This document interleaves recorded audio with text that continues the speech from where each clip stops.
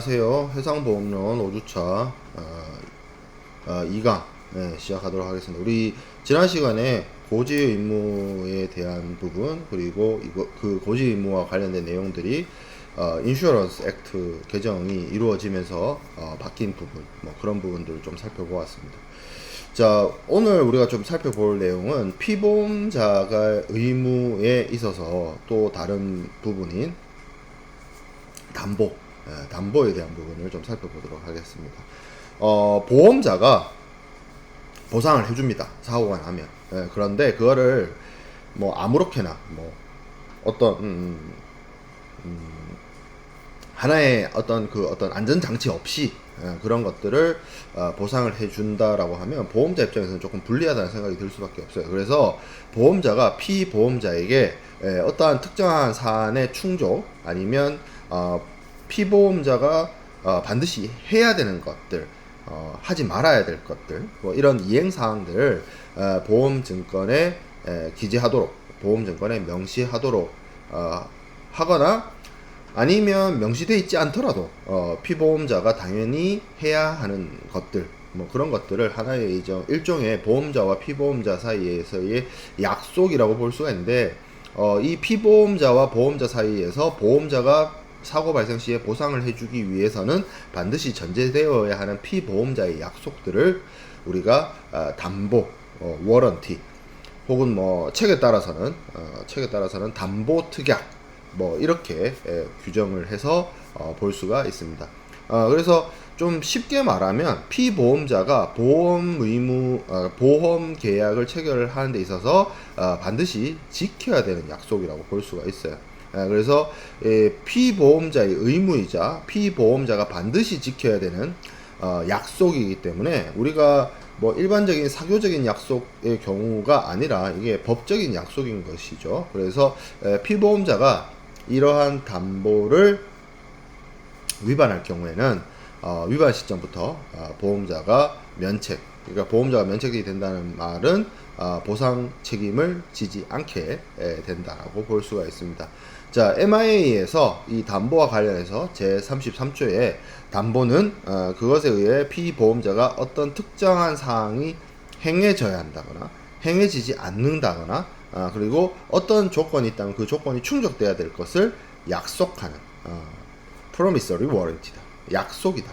이렇게 볼 수가 있습니다. 그리고 그것에 의해서 피보험자가 특정 사실 상태의 존재를 긍정하거나 특정한 사실에 있다라는 것을 오케이 하거나 아니다 라고 부정하거나 하는 것을 의미합니다. 보험 계약이라고 하는 것은 우리가 앞에서도 여러 차례 얘기를 했던 것처럼 최대 선의 계약으로서 이루어져야 되는 것이고, 피보험자이자 보험 계약자는 고지 의무를 충실히 이행을 하고, 우리가 앞에서 이야기했던 것처럼 보험 계약에 영향을 줄 수 있는 모든 중요한 사실들을 보험자에게 고지를 합니다. 그런데 보험자 측에서는 이러한 그 고지와 관련해서 계약 당시에 피보험자나 보험계약자가 부실 고지를 했다라든지 이런 것들을 입증하기가 사실상 어려워요. 우리가 앞에서 공정 제공 의무를 통해서 어떻게 보면 보험자에게 이제 추가적 질의를 하도록 하는 것도 사실은 피보험자에게 전적으로 보험 계약에 영향을 줄 수 있는 사안들에 대해서 고지를 하도록 하는 것들이 사실은 현실적인 어려움들이 있습니다. 왜냐하면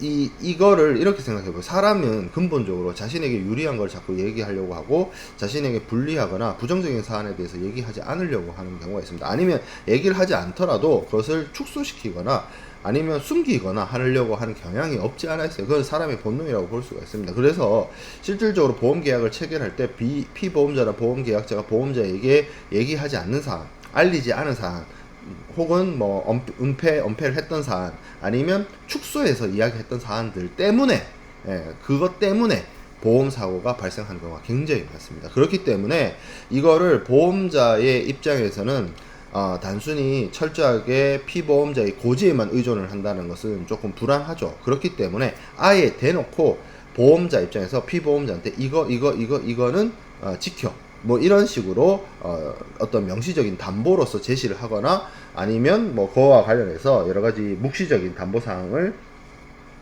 마련하거나 아니면 아예 법률적으로 이런 것들을 규정을 해서 보험자 입장에서 이거는 보험자가 지정을 해서 이렇게 하라고 약속을 했기 때문에 피보험자가 반드시 지켜야 되는 그런 안전장치들을 만들어 둘 필요가 있다는 거죠. 그래서 담보는 피보험자가 보험자에게 보험 부보를 하기 위해서 반드시 지켜야 되는 약속인 것이고, 뭐 그렇죠. 사고 발생과 관련해서 약속인 것이고, 이것이 있기 때문에 보험자의 입장에서는 피보험자가 뭐 사고와 관련된 사실을 은폐하거나 축소하거나 뭐 이런 것들에 대한 그런 행위를 하지 못하도록 할 수 있는 안전장치가 된다라고 볼 수가 있습니다.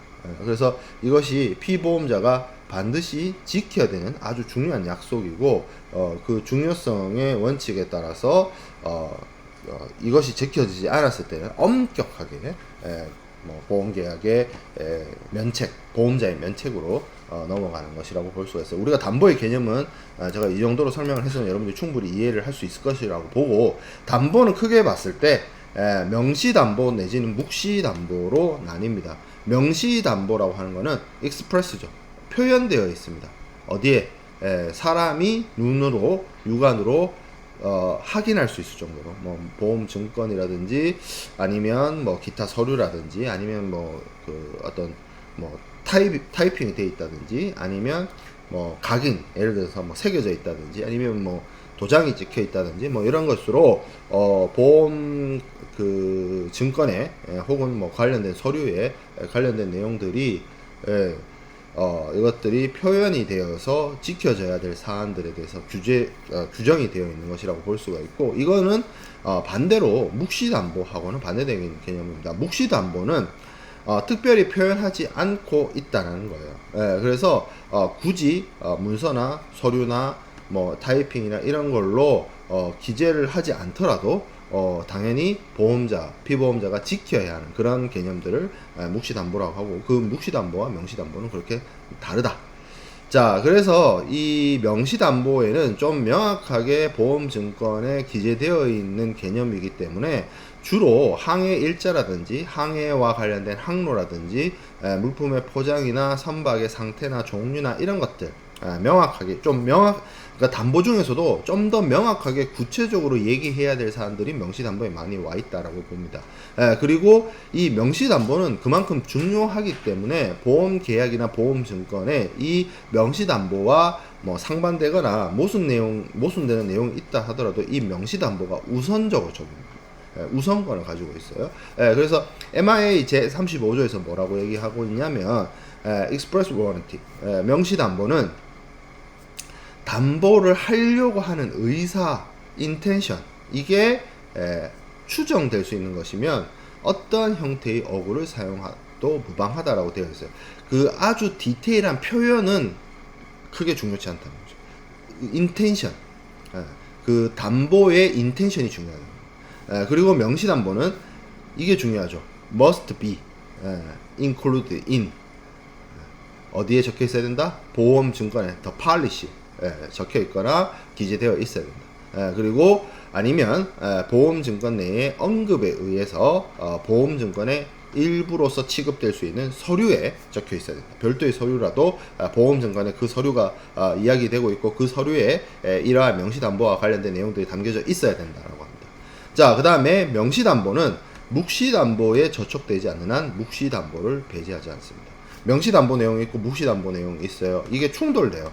이런 충돌되는 경우에는 명시담보를 따릅니다.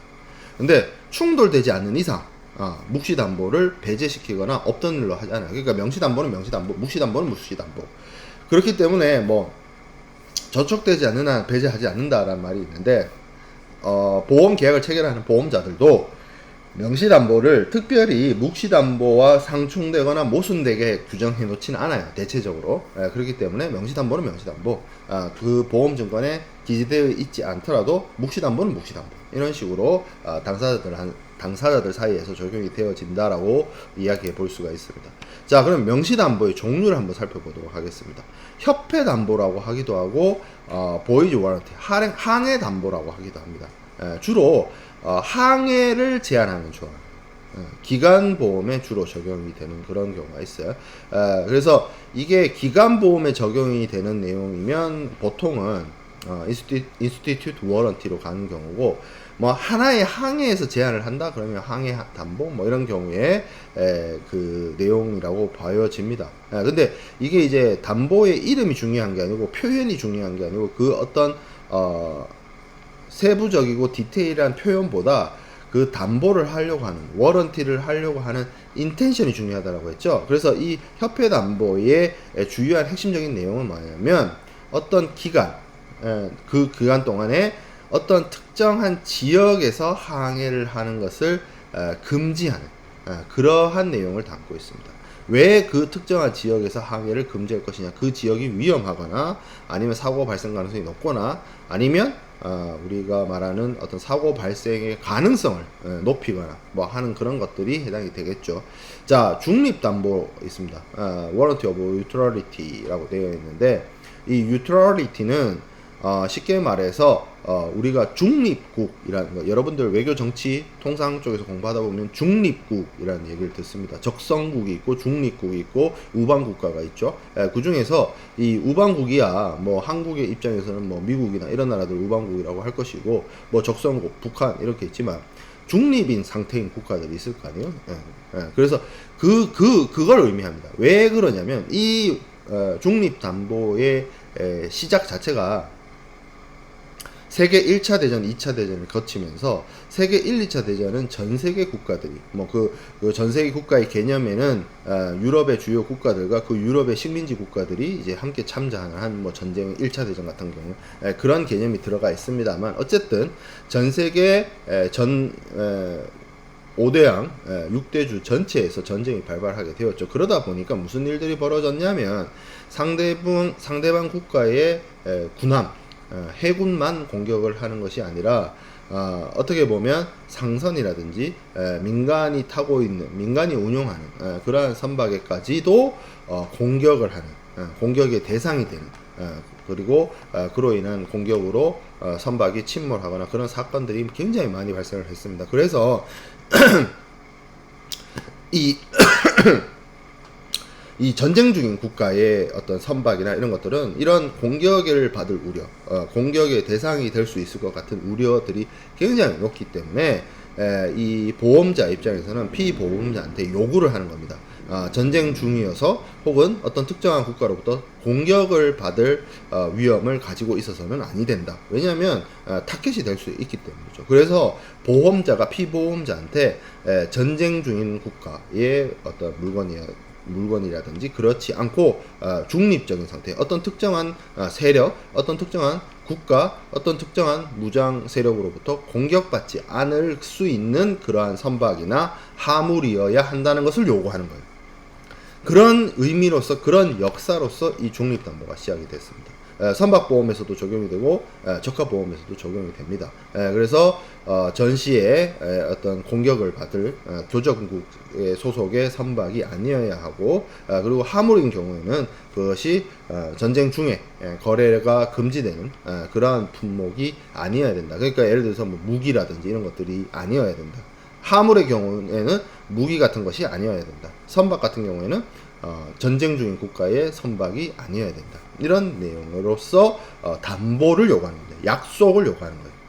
그래야, 그 약속이 없다면 쉽게 말해서 전쟁 중인 국가의 선박에다가 화물을 운반을 해서 보험을 들려고 한다면 당연히 공격의 대상이 될 수가 있겠죠. 그래서 MIA 제36조 2항에 의하면 선박이 중립적일 것을 담보로 하는 경우에는 피보험자가 그러한 선박, 그러한 중립적인 선박이어야 한다는 서류를 비치하고 이것을 뭐 예를 들어서 중립국의 선박이 아니다 아니면 중립국의 선박이다 이거를 위조하는 서류 이런 것들을 사용하지 않아야 됩니다. 이거는 이제 무슨 얘기냐면 중립국이어야 한다라고 하니까 선박을 원래는 적성국가의 선박인데 중립국 것인 것처럼 속이는 그런 행위를 해서는 안 된다 그 얘기인 것이고, 사실 이게 옛날부터 아주 오랜 옛날부터 문제가 되기도 했었어요. 뭐 어떤 문제로서 이야기가 됐냐면 편의치적 같은 문제들이 있었습니다. 편의치적이라고 하는 것이 선박에 깃발을 내걸어서 그 선박이 어떤 특정한 국가의 소속의 배라는 것을 나타내는 것이었는데, 옛날부터 전쟁을 피하기 위해서 혹은 해적의 공격으로부터 공격을 받지 않기 위해서 선박에 깃발을 다른 걸 내거는, 예를 들어서 프랑스 선박인데 뭐 아랍의 오스만 투르크의 깃발을 내건다든지 뭐 이런 식의 깃발을 바꿔치기를 해서 선박의 국적을 속이는 그런 행위들을 이제 편의치적으로 하고 옛날부터 많이 했었고, 오늘날에는 선박의 국적을 조세 해피 국가 파나마라든지 라이베리아라든지 그런 곳으로 옮겨가지고 세금을 좀 줄이려고 하는 목적으로 사용하는 것을 편의치적이라고 하는 건데, 이 중립담보의 역할은 뭐 그런 편의치적을 막거나 하지 말라는 것이 아니라 적으로부터, 적성국가로부터 공격받을 수 있는 혹은 그런 어떤 빌미를 제공할 수 있는 전시물자를 보험 부보를 하는데 하지 말아 달라는 거예요. 보험자 입장에서 피보험자한테 요구하는 거고, 피보험자는 그것에 대해서 약속을 하는 거예요. 자, 그 다음에 안전담보. 선박이나 화물이 특정 일에 무사할 것을 혹은 안전할 것을 조건으로 하는 담보죠. 당연히 이게 어떻게 보면 너무나 당연한 얘기입니다. 화물이 안전하지 않는 화물을 운반을 하고 보험을 한다는 것 자체가 말이 안 되죠. 그렇기 때문에 어떤 시간, 어떤 기간까지 화물이 안전해야 된다, 선박이 안전해야 된다, 그런 내용을 담고 있어요. 그래서 어떻게 보면 실질적으로 이 안전담보의 역할은 보험자의 입장에서 보험자가 책임을 지는 기간이 있잖아요. 예를 들어서 뭐 9월 1일부터 뭐 12월 1일까지 보험자가 책임을 진다라고 했을 때 보험자가 피보험자한테 요구합니다. 9월 1일까지 내가 9월 1일부터 화물에 대해서 사고가 나면 책임을 져줄 텐데 9월 1일까지는 화물이 안전한 상태여야 해, 선박이 안전한 상태이어야 해, 이런 것들을 보험자가 피보험자한테 요구한다는 것이에요. 그거 자체가 일종의 요구이자 약속인 거죠. 자, 네 번째, 선비담보가 있습니다. 이건 이제 선비에 대한 개념을 제가 앞에서도 이야기를 했었는데, 디스버스먼트입니다. 디스버스먼트를 선박의 투자 비용이다. 선박을 운항하는 데 있어서 부수적으로 발생되는 여러 가지 비용들, 제 비용을 선비라고 한다. 그래서 이게 어떤 것들이 들어가느냐? 포장비, 창고료, 검사비, 하역비, 뭐 이런 것들이 주로 선비에 포함이 되는 개념들입니다. 그러면 이거를 제가 뭐 할 수 있다 했어요? 보험에 부보할 수 있다라고 얘기를 했습니다. 보험 부보의 대상이 된다. 피보험 이익이 있다라고 얘기를 했어요. 근데 이것 또한 중요한 선박보험의 부보 대상인데, 이 disbursement warranty의 의미는 뭐냐면 이 선비를 보험자와 피보험자 사이에서의 보험 계약을 통해서 보험 부보를 할 때 선비의 보험 금액, 선비가 예를 들어서 좀 더 설명하면 선비의 보험 금액이 선박 보험 금액의 25% 이상을 넘지 못하도록 하는 거예요. 자, 선박이 1,000억이라고 치면 선비는 최대로 할 수 있는 게 250억까지만 되는 거예요. 25%. 그래서 보통 선박 보험을 들 때 선비 보험을 추가를 해서 들거든요. 그러니까 선박은 선박 그 자체인 것이고,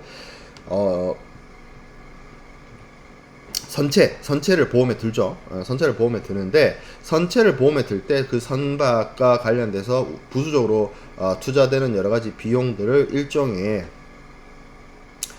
투자 비용으로 인식을 해서 선비에 대한 보험을 부보를 합니다. 그래서 선비보험이라고 하는 것 자체가 선박보험에 부수해서 부보를 하는데, 선박의 가격이 1,000억이면 선비보험의 어떤 금액은 250억을 넘지 못한다 라고 정하는 것이 이 선비담보가 되겠습니다. 이 선비담보는 왜 이런 역사를 가지고 있냐면, 예전에 선박보험이라고 하는 것이 그 어떤 보험 가액 자체도 엄청 크고 그러다 보니 보험료가 굉장히 비싸졌어요. 그래서 이 선박을 운영하는 선주들이 어떤 꼼수를 썼냐면, 선박보험의 경우에는 뭐 보험 조건도 굉장히 낮게, 예, 그리고 보험 금액도 낮게 책정을 하는 거죠. 대신 반대로 이 선비에 대해서만 보험 조건도 높고 보험 금액도 높이는.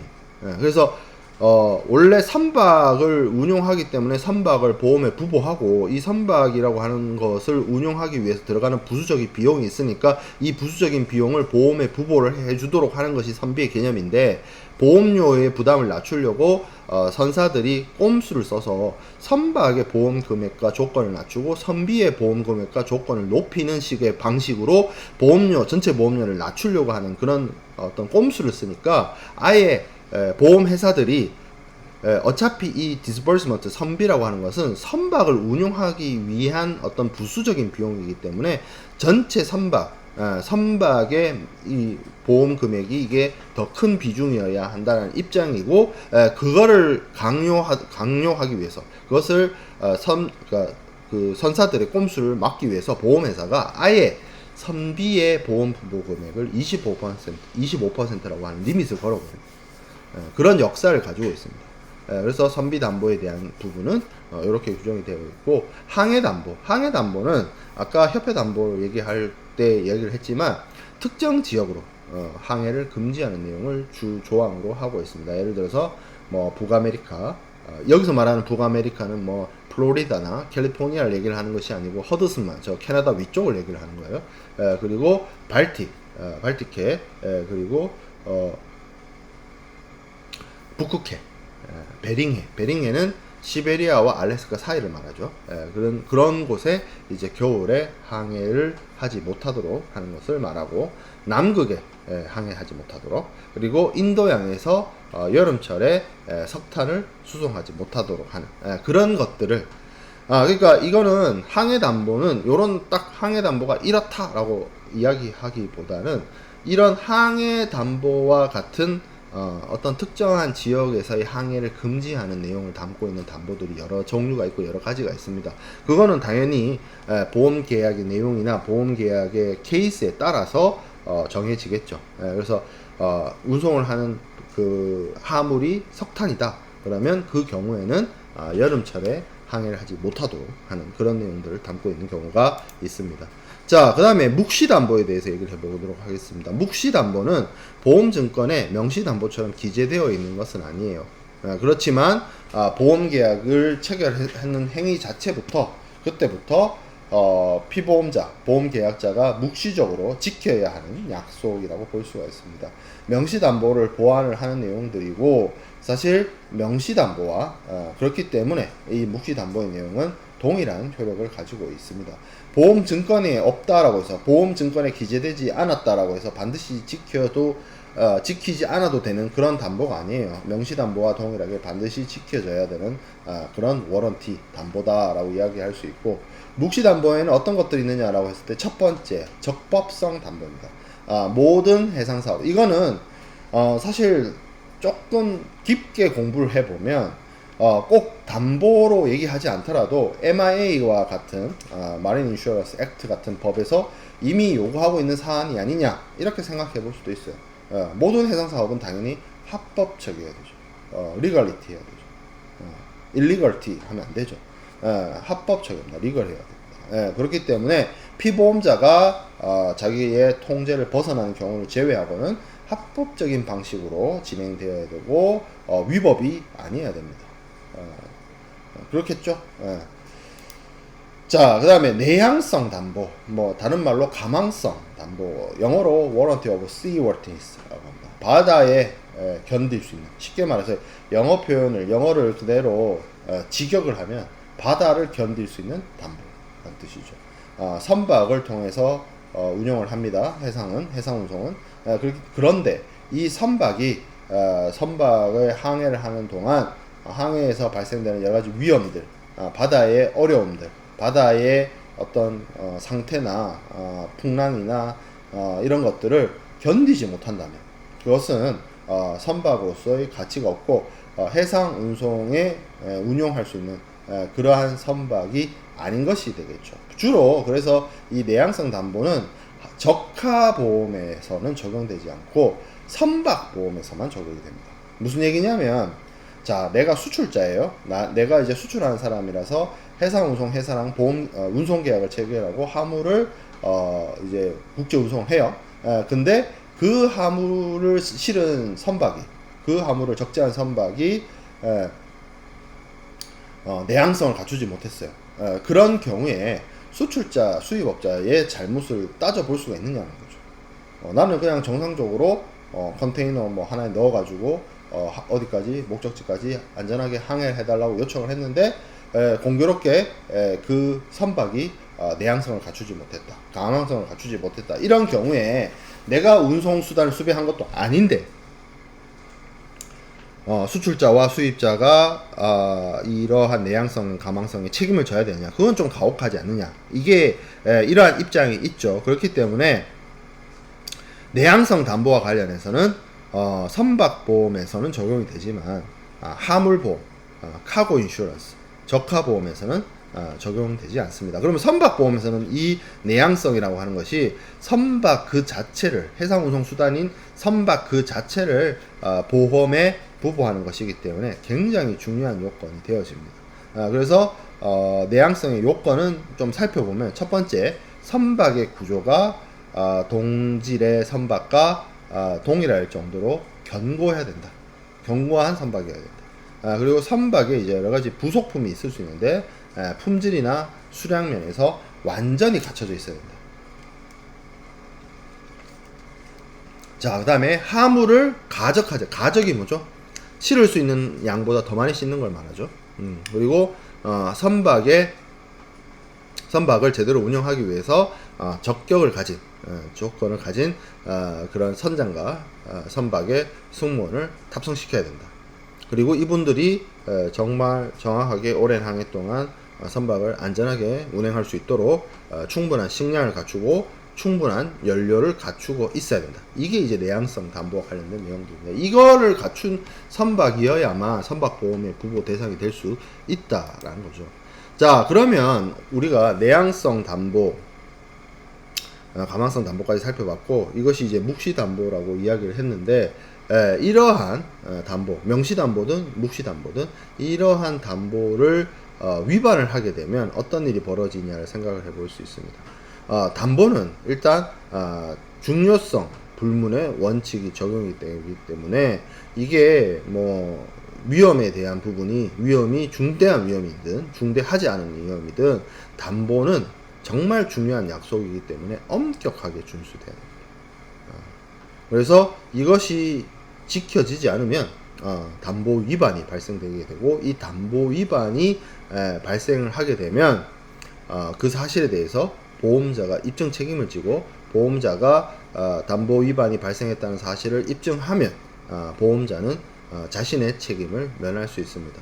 자신의 책임을 면한다는 말은 보험자가 가져야 되는 책임, 즉 보험자가 피보험자에게 보상하는 책임, 그러한 책임을 지지 않아도 된다는 말이고, 반대로 생각해 보면 피보험자 입장에서는 보험금을 받을 수 없게 된다는 것을 의미합니다. 자, 그러면 이 실질적으로 규정, MIA 규정에는 어떻게 되어 있냐면, MIA 제33조에서 이런 말을 하고 있습니다.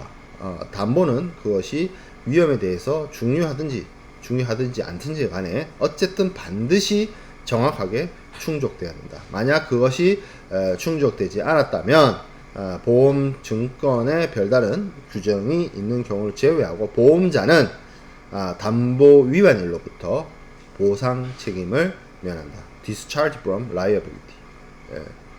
그리고 그 날짜는 담보 위반이 발생한 그날로부터 이렇게 얘기를 하고 있어요. 그러면 여기서 우리가 또 생각해 볼 수 있는 말이, 담보 위반을 하기 전에 사고가 발생했다라고 한다면 그것은 보험자가 책임으로부터 디스찰지 되지 않습니다. 보험자가 책임을 져줘야 돼요. 그러니까 담보 위반 일로부터 이후에 발생되는 사고에 대해서는 보험자가 책임지지 않는다. 왜? 피보험자가 약속을 어겼기 때문에, 피보험자가 담보를 위반했기 때문에 그렇습니다. 자, 근데 담보 위반의 경우에 이것을 어떻게 보면 무조건 가혹하게 보험자로부터 이것을 뺏어서 담보에 대한 위반이 발생했기 때문에 책임지지 않도록 하게 한다면 그건 사실 조금 가혹한 느낌이 없지 않아 있죠. 그래서 이 담보 위반이 이루어졌다 하더라도 그 위반 사실을 알게 된 피보험자가 보험자에게 그 사실을 통지를 하면 그리고 보험자가 그냥 해주는 것이 아니라 추가적인 보험료를 납부하도록 합의를 하면 담보 위반이 발생했다 하더라도 보험자의 어떤 부보가 계속 이어질 수 있다. 담보 위반에도 불구하고 그러한 내용을 규정을 하고 있습니다. 그거를 held cover, 담보 계속 담보 조항이라고 합니다. 이거는 쉽게 말해서 담보 위반이 있더라도 피보험자가 사과하고 미안해 하고 보험금과 관련된 부분들, 그러니까 추가적으로 보험료를 더 내고 담보 위반에 대한 부분을 보험자로 하여금 있었다 하지만 그래도 좀 계속 부보해줘를 요청해서 그것을 보험자가 받아들이면 담보 위반을 이유로 어떻게 보면 보험계약이 보험자가 면책되는 것이 아니라 지속적으로 보험자가 커버를 한다라는 어떻게 보면 담보 위반이 구제될 수 있는 그러한 여지를 남겨두었다라고 볼 수가 있습니다. 그래서 MIA 제34조에서도 이 내용들이 있어요. 그래서 사정 변경에 의해서 담보가 적용이 될 수 없게 되었다거나 아니면 담보에 대해서 충족이 됐음에도 불구하고 사후에 법률 위반이 발생된 경우이거나 담보 위반을 보험자가 오케이 묵인한 경우 이런 경우에는 이 추가적인 보험료 이런 걸 통해서 헬드 커버가 되어질 수가 있습니다. 그리고 MIA 제 34조 3항에 그 얘기도 있어요.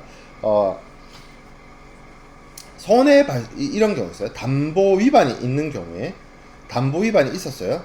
그리고 손해 발생 이전에 그 위반이 교정이 됐어요.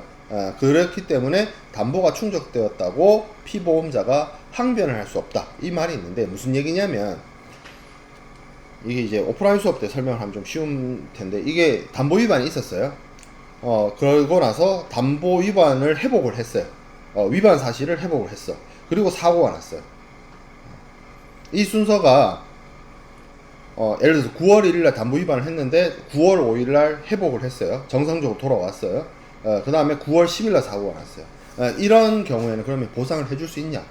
9월 1일날 항해 담보나 이런 것들을 위반을 했는데 9월 5일날 그걸 원상복구 시켰다.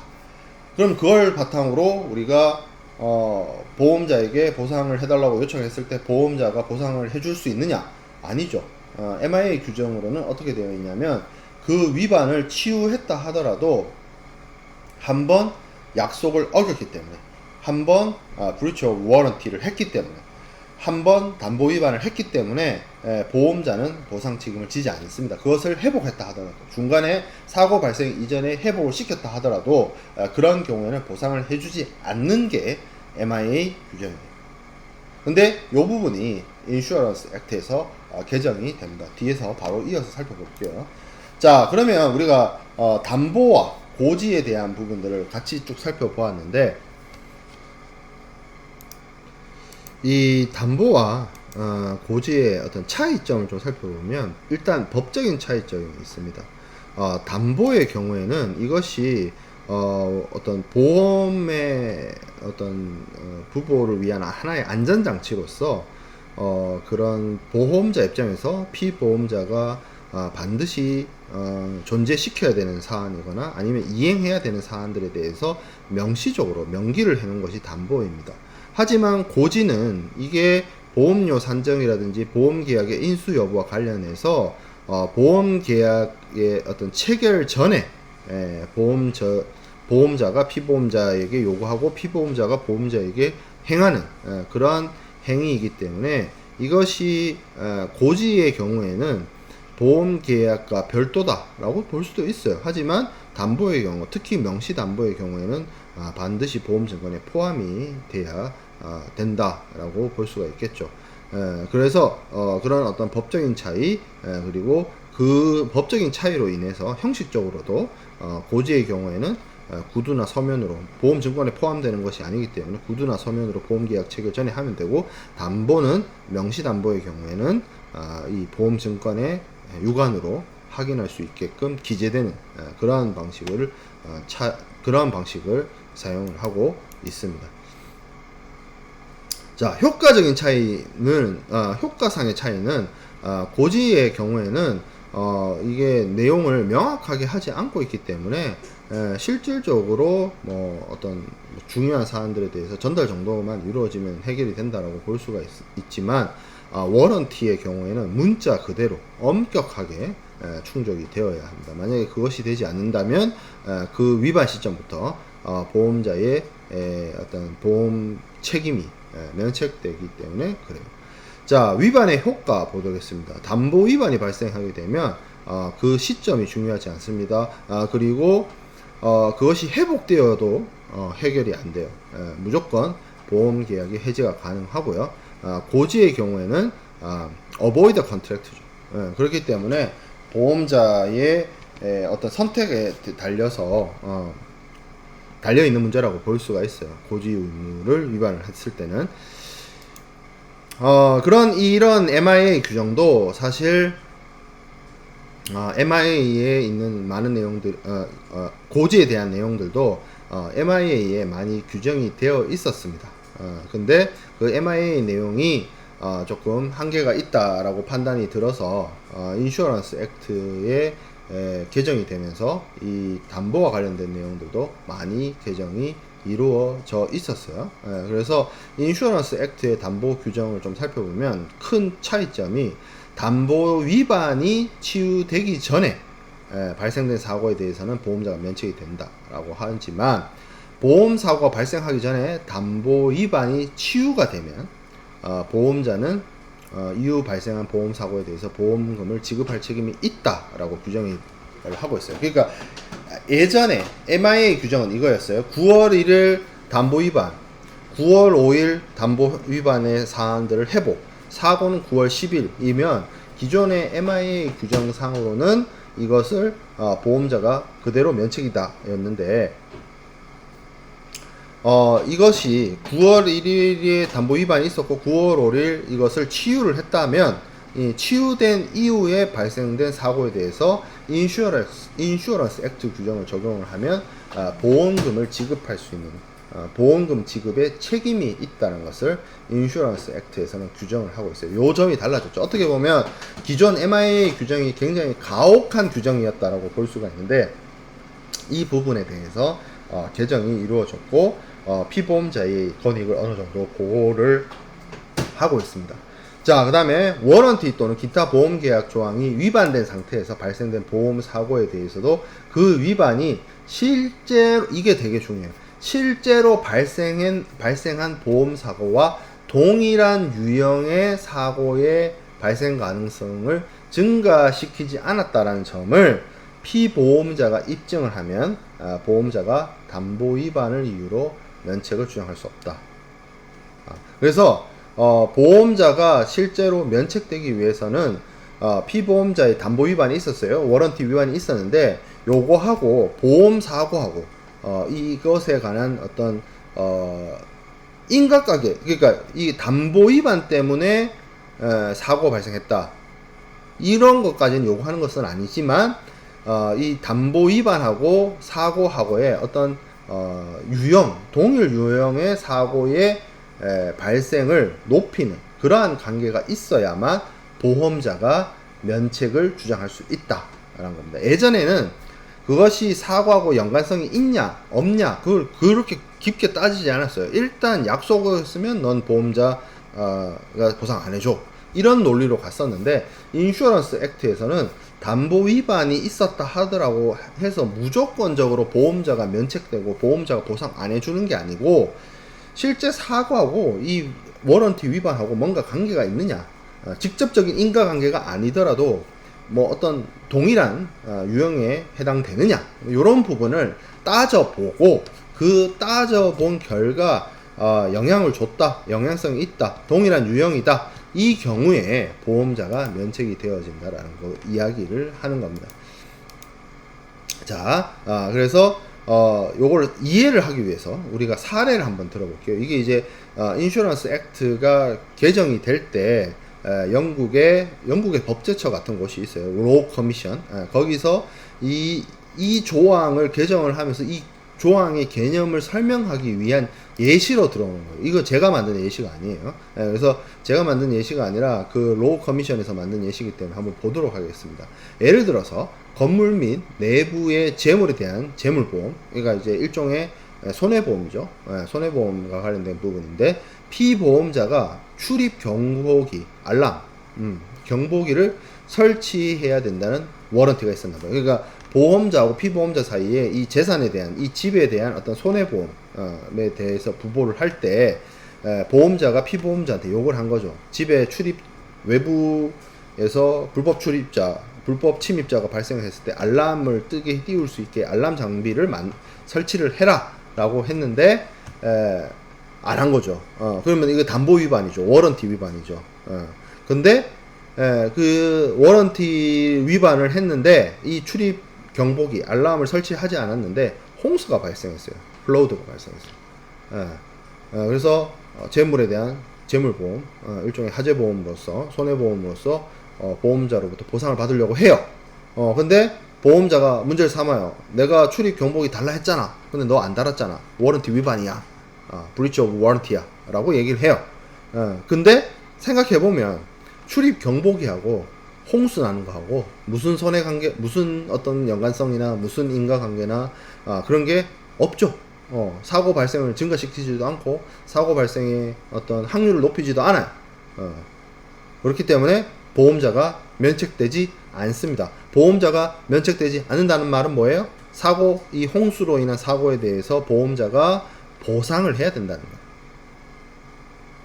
반대로 현관에 잠금장치, 이것도 또한 똑같은 재물보험, 손해보험이라고 칩시다.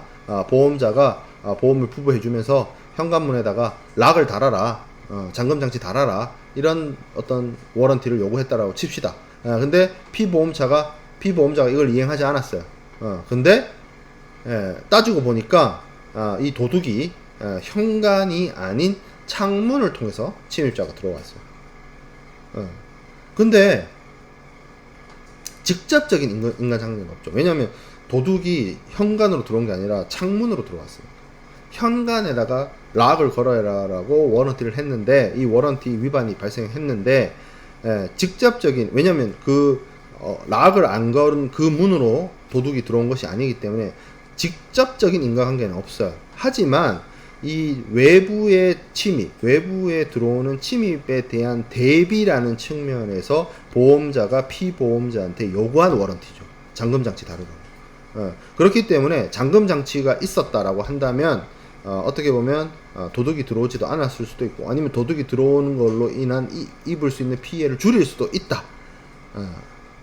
아니면 잠금장치가 안 돼 있기 때문에 침입과 같은 동일한 유형의 사고의 발생 가능성을 높였다 라고 볼 수가 있기 때문에, 이 잠금장치를 안 한 브리치 오브 워런티에 대해서 보험자는 면책이 된다 라고 봅니다. 그렇기 때문에 보험자의 보상을 못 받는 거죠, 피보험자가. 두 번째 사례의 경우에. 그래서 여기서 얘기하고자 하는 것은 MIA 규정으로 보면 워런티의 위반, 브리치 오브 워런티가 발생하면 무조건 보험자는 면책, 보험자 책임 안짐, 보험자가 보험금 안줌으로 가는 거에서, 이제는 워런티 위반을 문제 삼아서 볼 때 이 워런티 위반 사실과 사고 발생 가능성의 연관성을 본다는 거죠. 연관성이 전혀 없다면 워런티 위반을 하더라도 보험자는 보상 책임으로부터 면책되지 않고 보험금을 지급하고요. 워런티 위반을 했는데 그 워런티 위반 사실이 사고 발생과 어느 정도 관련성이 있어요. 직접적인 인과관계가 없더라도. 그렇죠? 그런 경우에는 보험자가 보상하지 않고 면책이 되어집니다. 자, 그래서 이 MIA의 워런티 규정에서 인슈어런스 액트의 워런티 규정으로 이런 개정이 이루어졌습니다. 그래서 어떻게 보면 기존 MIA 규정이 너무 엄격하고 너무 스트릭트했다는 거죠. 그렇기 때문에 이 부분을 마린 인슈어런스 액트에서 인슈어런스 액트로 개정을 하면서 어떤 조금 합리적인 수준에서 피보험자의 입장을 좀 대변을 해서 어떻게 보면 워런티에 대한 어떤 부분 담보 위반의 치유 인정해주고 담보 위반이 실질적으로 보험자 면책으로 이어지려고 한다면 그 어떤 관련성 이런 것들을 충족해야 된다라고 하는 그런 부분으로 그래서 어떻게 보면 보험자한테 좀 유리했던 기존 거는 그냥 뭐 딱 뭐 묻고 이거 뭐 내용을 따지지도 않고 묻고 듣고 따지지도 않고 그냥 무조건 면책이었는데 그런 것들이 너무 보험자한테 유리하다 측면에서 이것을 인슈런스 액트에서 피보험자의 권익을 조금 보호하는 측면에서 기존의 내용들이 너무 문제가 많았기 때문에 그런 측면에서 보험자의 어떤 면책을 좀 줄이거나 조정하는 정도로의 완화하는 그러한 방향으로 개정이 이루어졌다라고 볼 수가 있겠습니다. 자, 그 다음에 피보험자의 의무 중에 한 가지 더 살펴보겠습니다. 보험계약 체결 이후에 위험이 현저하게 증가되거나 변경되거나 혹은 결정적으로 사고가 발생하면 보험계약자는 보험자에게 통지를 해야 됩니다. 사실 이 듀티 오브 노티스와 관련해서는 마린 인슈어런스 액트 MIA에는 관련된 규정이 없어요. 그냥 한국 상법에는 이런 통지 의무가 명확하게 규정이 되어 있습니다. 그렇기 때문에 어떻게 보면 중요하지 않다라고도 생각할 수 있는데 중요치 않은 게 아니에요. 특히 이런 위험이 현저히 변경을 하거나 증가하거나 이런 것들은 어떻게 보면 보험료율의 어떤 그 변화나 뭐 어떤 상황이나 상태나 이런 것들의 그 어떤 변화를 가져다 줄 수가 있기 때문에 이런 것들은 당연히 보험자가 알고 있어야 됩니다. 그리고 그렇기 때문에 한국 상법에서도 위험의 어떤 현저한 변경이나 증거가 이루어졌을 때 피보험자는 통지를 해야 되고 그런 통지를 하지 않았을 때는 보험자에게 보험계약의 해지할 수 있는 해지권을 부여를 하고 있고요. 위험의 현저한 변경이나 증가 때는 뭐 그렇다 치더라도 사고가 발생했을 때는 진짜 지체 없이 통지를 해야 됩니다. 뭐 사고의 원인이나 손해의 범위나 정도나 이런 것들을 보험회사가 측정하고 조사하고 해야 되기 때문에 반드시 사고 발생과 그 현장에 대한 어떤 여러 가지 것들을 보험자가 챙기기 위해서 사고가 발생하게 되면 피보험자는 여지없이 지체 없이 보험자에게 통지를 해야 됩니다. 만약에 그런 통지 의무를 하지 않으면 오히려 피보험자가 보험자의 어떤 손해배상을 해야 되는 그러한 문제가 될 수가 있어요. 그리고 여러분들 상식적으로 생각을 해봐도 사고가 났으면 당연히 보험금을 어떻게든 많이 타려고 한다면 보험회사에게 선제적으로 연락을 하는 것이 합리적이고 타당한 선택이고 주요한 행위라고 볼 수가 있습니다. 뭐 그렇기 때문에 이 부분은 제가 뭐 마린 인슈어런스 액트의 내용이 없다 하더라도 중요하게 지켜져야 되는 피보험자의 의무다라는 점을 말씀을 드리고 4주차 강의 자료 마치도록 하겠습니다. 뭐 추석 연휴가 껴있고 해가지고 강의 자료가 조금 딜레이가 생겼는데 그건 뭐 늘상 일어나는 일이라서 피보험자의 의무를 다 살펴보는데 집중을 했고요. 다음 주 이제 오프라인 수업 때부터는 우리가 해상 위험으로 넘어가서 해상 위험에 대해서 하나씩 살펴보는 그런 시간을 가지도록 하겠습니다.